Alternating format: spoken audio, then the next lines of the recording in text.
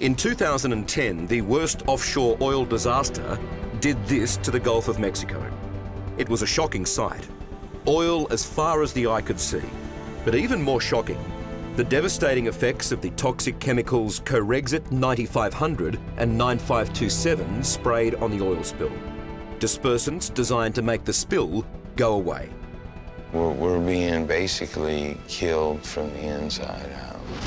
BP ate my brain. They said it was cancer. Dying wildlife, including dolphins, are a regular occurrence, and these toxic tar balls still wash ashore every day.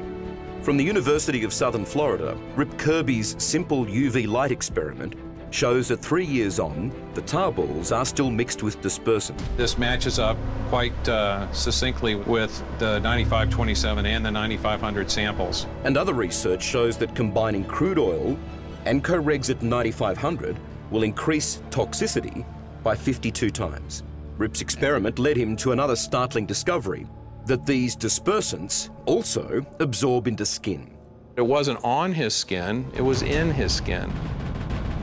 And off the coast of WA, when the Montara oil rig exploded, some 45,000 litres worth of Corexit 9500 and 9527 was used. Any petroleum activity in Commonwealth waters, before it can take place, must have an environmental plan accepted and assessed by NOPSEMA. Crucially, those plans must outline just how toxic any dispersants become when mixed with oil. Not that Montara's publicly released plan spells that out.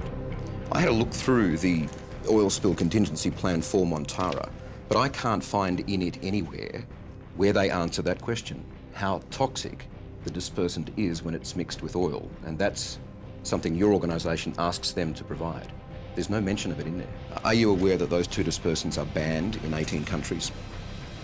I just borrow this. With that, Jane Cutler asked us to wait while she checked details of the Montara emergency plan.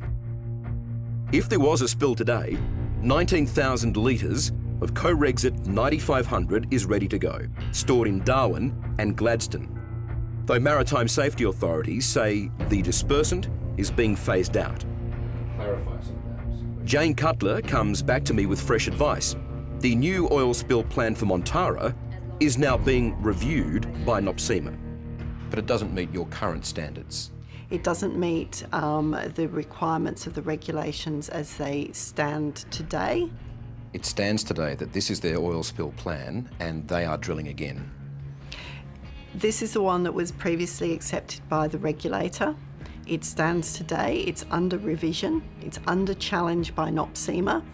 The only oil or maritime authority willing to front our cameras, it turns out, is reconsidering the use of Corexit 9500 and 9527. It just can't say so explicitly. And you cannot tell me whether or not those two dispersants are being challenged. I can't answer specifics of the details of any particular activity.